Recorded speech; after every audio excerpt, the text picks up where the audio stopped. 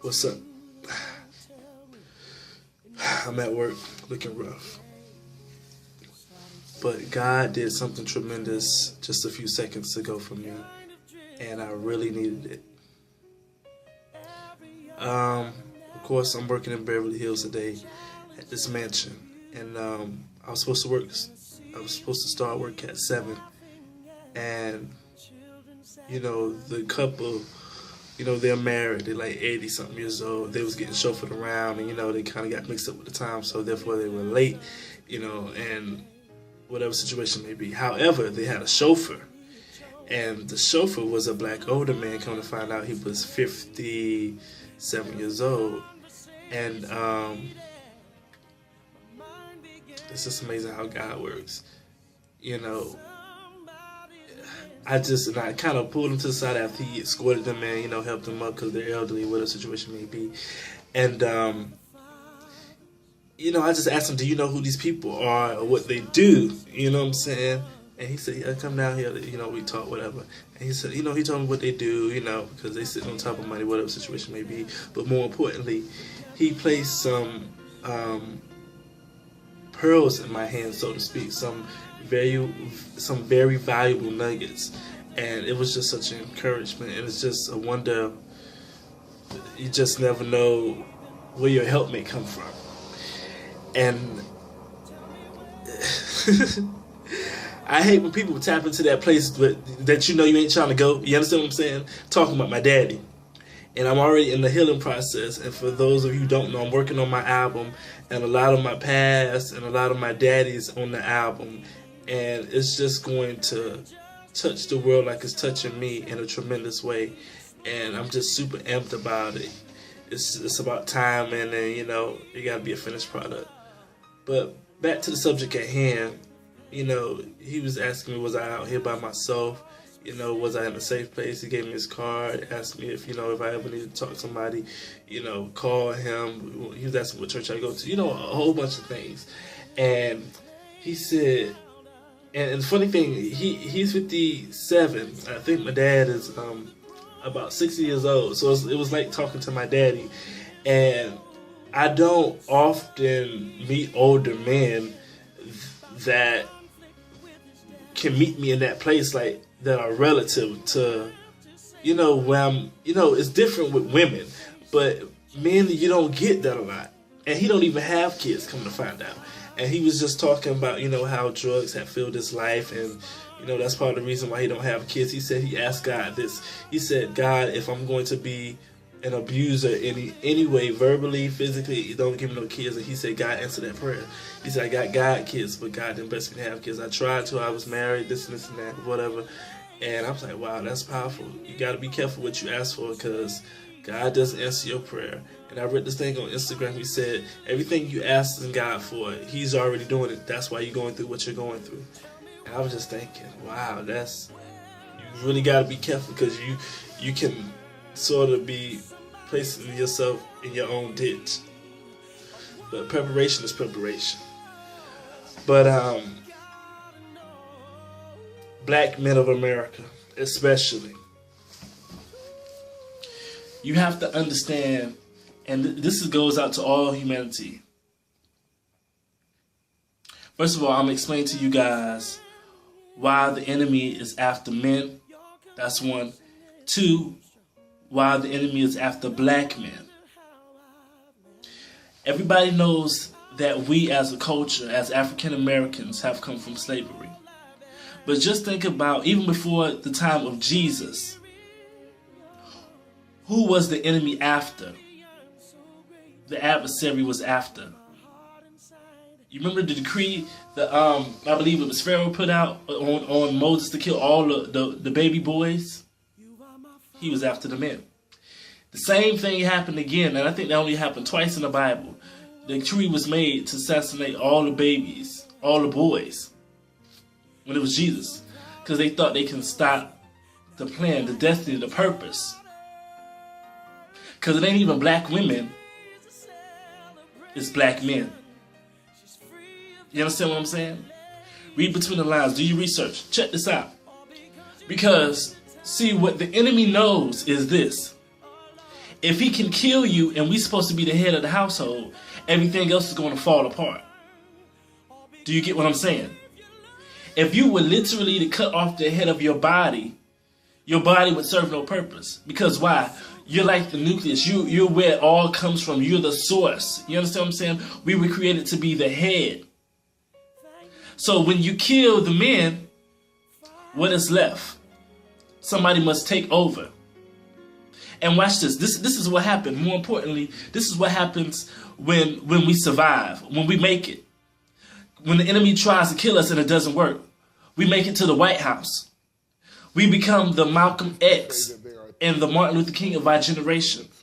We become the first person to do this. We become the first person to do that. We become leaders in our community. We become fathers. We become educators. You understand what I'm saying? We make a difference in society if we make it, if we live. But just like Malcolm X, just like Dr. King, he think he can assassinate the dream, but when something has purpose, you can't kill it.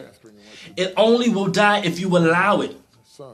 So don't be discouraged, black man. And let me tell you something else my best friend told me. I said, if you already didn't have kids, LaFrida, would you still want to have kids again, knowing that this world was like how it is now? They said yes, because no matter what, God is still in control. Come on, somebody. When she said that, I don't even think she knew what effect that had on me. And we just discussed this a few days ago. No matter what, God is still in control. Don't let the devil lead you into fear where you can't live, where you feel like you can't do this, you can't do that. Let me share an experience I had with you. Not even a few years ago. I was getting off the train, not getting on the train, but I was getting off the train. And it was the Spanish female. And I never will forget because indeed, she was a dyke. You know, she was taking on the persona of a man. Her haircut, she was rough, all that. I wouldn't say butch, but she was very much manly, to say the least. And I had in my headphones. Now, I know for sure me and her eyes met, and she saw me look at her, and she looked at me. And they wasn't checking. It was a few, and they were sheriffs. This wasn't like no security guard at the train station. She looked at me in my eye, and I passed her, whatever situation may be, and she yanked my book bag. When I passed like a good 10 feet from her, and she caused this big scene. She asked me for my tap card. Okay, she slid it and saw that it was valid. Okay, then she asked me for my ID. Okay, so I'm definitely feeling some type of way. I'm like, okay, you saw my card was valid. Why you need my ID? So I'm already, I'm feeling the pressure. Like, okay, why is she doing the most? And this was a Spanish female cop. All right. Okay. Well, a sheriff, if there's a difference. But, all right, she said, well, we checking people, this and this. And I'm like, I said, okay, I understand all that. I said, why you didn't check my ID if you saw that my tap card was valid?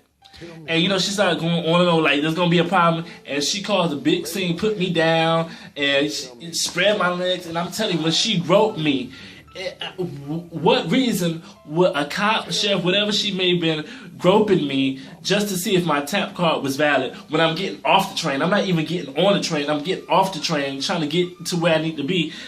The way she groped me, it was just so extra, like, girl, I have balls down there. You understand? I'm not no female. Like, it was so extra, and I felt so violated. I felt so disrespected. And people sit there and look at you like you guilty. When they pass you on the train, they don't assume that you're not guilty. And it's the way I felt. I felt like a straight up criminal. Like I killed somebody. I'm sitting there and people looking at me like, you know what I'm saying? Not people that I don't know, of course, but it's just not a good feeling. And then they call your name, and what they do is, I guess they say your initials, like, I don't know, X-Ray, Avery, Victor, Ice, X, Roland, Xavier, you know what I'm saying? I guess they say things, whatever they call that, in place of saying your actual name. But I peep game, whatever situation may be, and they say everything's clear, means I don't have a record, obviously.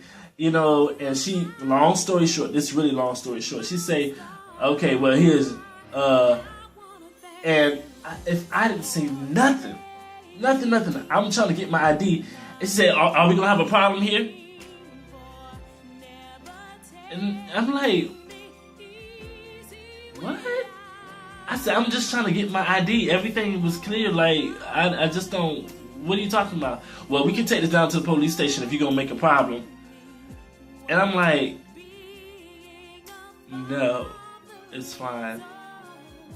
And I really felt some type of way. And it's just, I'm like, this is crazy. Like, it's like she was really looking for a rise for a situation.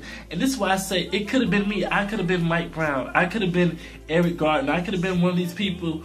I just heard about a Spanish boy in San Bernardino. I believe he was Spanish, who had his headphones and got shot because he couldn't even hear the cops calling him or telling him to do whatever situation may be. It's only by the grace of God. And I know as black people, as a culture, we can't put everybody in a box, you know what I'm saying? And I would be a fool and naive to say it's not a race issue, because indeed it is. However, more so than being black, it is a humanity issue. It doesn't matter what color. And nobody should be shot down like a dog. Nobody should be mistreated. And you look at all the white people and all the people of other races that have been let go, and they've done way hideous crimes, and all the black men that's unarmed. The devil is after us. You don't have to believe in the devil, but guess what? He's real. You understand what I'm saying? Don't be no fool. Don't let the devil play you. And see, that's right. If you don't know the facts, you already losing. You're already missing out. Whew. Boy, I ain't been this passionate about a video in a long time. But I'm going to go ahead and I'm going to bring it home, and I'm going to sum it up for you guys. 1. Know your purpose and your destiny. Walk in it. Don't let nobody tell you who, what you can or cannot be, or what you can and cannot do. If God say you will, then you will. Don't try to fight no battles that don't belong to you. You understand what I'm saying? Don't look at it so much as a race issue. Want to be treated like a human being and act there so of. Don't be doing dumb stuff. You understand what I'm saying? We do dumb stuff and then we get surprised when we get a certain reaction. Come on now. And I don't care what Mike Brown did, stealing cigarettes or what a situation may be. No person deserves to be shot 8 times. If you was just trying to protect yourself, like the mama said, why you just shoot him in the leg? Once, twice, you know how long it takes to shoot. Whew. I'm just so blessed, and I'm just so happy to be here, guys. I'm real passionate about this. It just breaks my heart. All these people, and I believe he had a child, another child without a father. He was only 18. Some people don't have a chance to grow up and change. He's still young, 18. Just think, I could think back when I was 18, I was doing all type of stuff. You understand what I'm saying? You know, I necessarily wasn't a criminal, but I've definitely changed. You know how much a person can change in a day, let alone years? He was just 18, barely graduated high school. You understand? Going off to college, doing whatever he do. It don't matter if he was a bum on the street. Being shot 8 times is unacceptable. I'm sorry, 10 times is unacceptable. But be encouraged and don't get discouraged, because you still have a purpose and God loves you. You hear what I'm saying? To Team All the Way Driven, thank you for sticking and riding out with me. I love you guys. I'm on my new Android phone, so if it looks funny or different from the usual, you already know why. Be the Moses for this generation. Deliver our people. Black man, Black America, people of different races, whatever situation may be. Are you the Moses? Are you the next president? Alright? Be blessed. Love you guys. Stay driven.